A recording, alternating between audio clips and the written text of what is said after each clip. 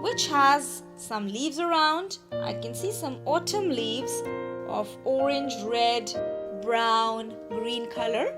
And there is a picture here. Where do you think the story is taking place?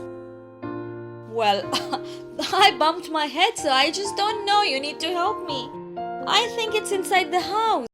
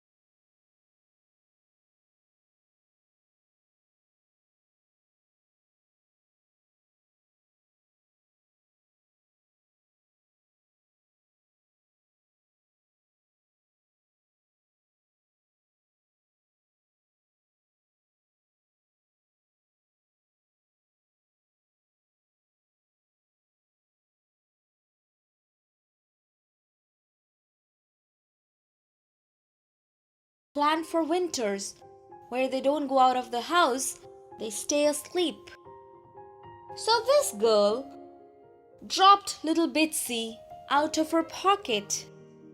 Thump! Help! Help! She cried. But her girl didn't hear her.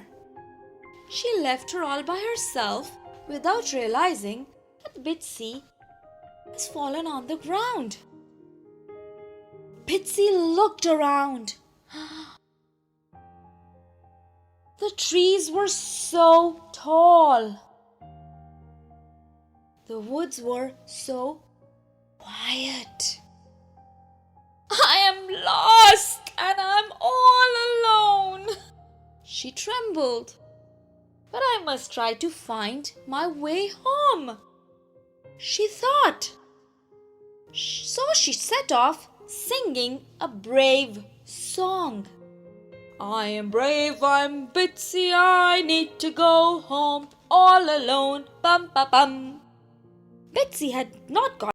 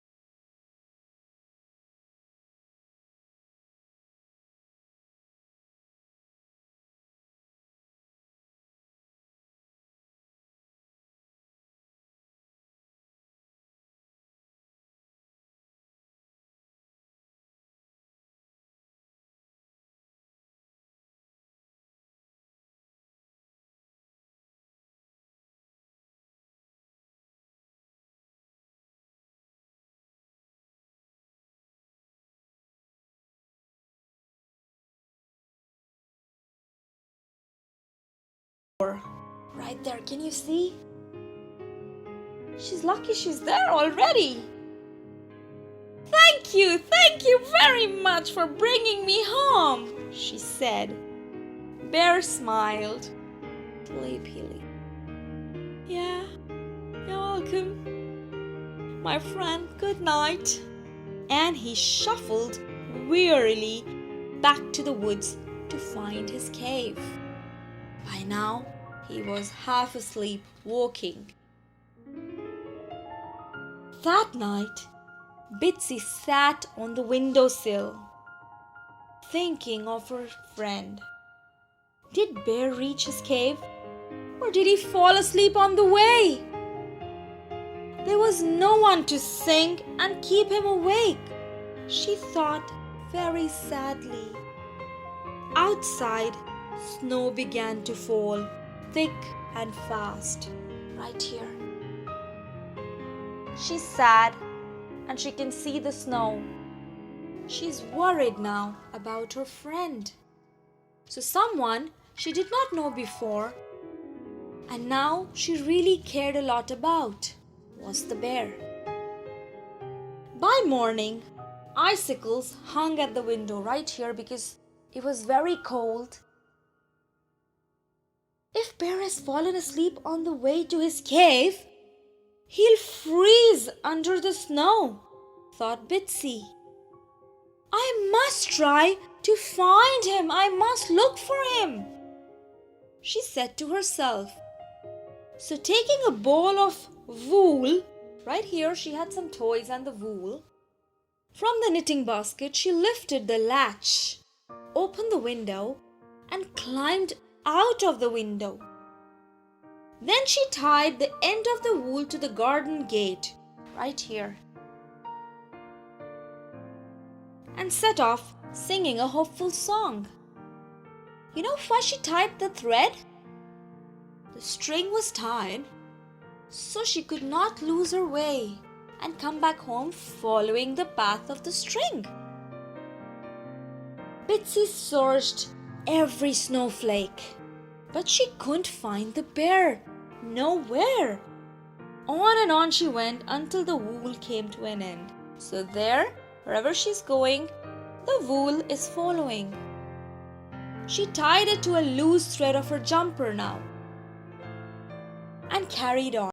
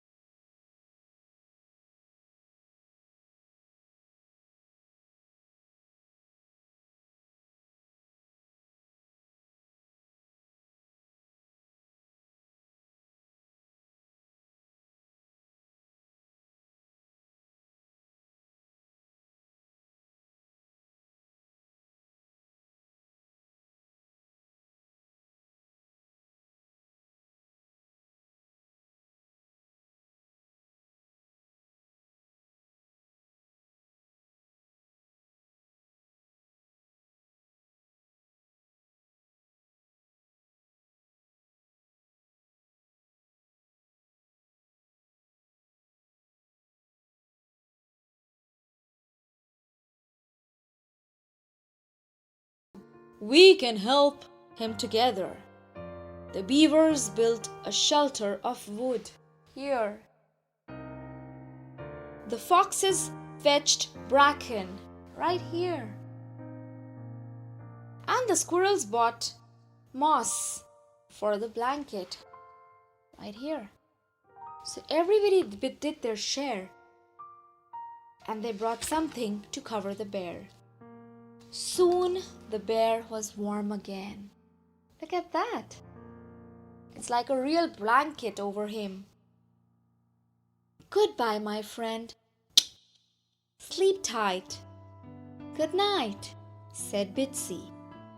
Then she followed the wool all the way back home, and she climbed back into her girl's cozy bed. As she drifted off to sleep, Bitsy thought of Bear under the mossy blanket in the snow and hoped he would keep warm all winter long. You know, when the bears sleep and they hibernate, they don't wake up for almost 6 months. So she was worried and thinking if he was all warm all through the winter while he was sleeping. On the first morning of spring, after the winter was all over, the snow was all done with, Bitsy ran to find the bear, singing her sunniest waking song. "Hello, little one," said the bear. "Why, somebody made me such a cozy bed. That was the best winter sleep I've ever had." Bitsy hugged him tight. She was very happy, delighted, and smiled happily to herself. And in the woods all around, Bear's friends smiled too. And that friendship lasted forever. A very good story, wasn't it? Especially at this time when we all are inside. Maybe some people need our help.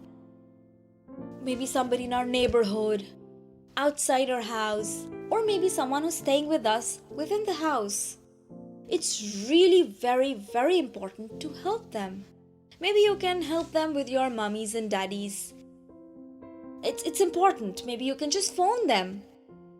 Why don't you call your grandparents and check if everything is okay with them, how they're feeling, if they need something? That would be really nice to do. Or you can do one thing. You can write letters to them. Maybe send them some pictures of yours. That might cheer them up as well. As we all are like safely tucked into our houses, away from everyone. That'll be a nice thing to do. We must look after each other in these try and testing times. Everybody should be there to help everyone around.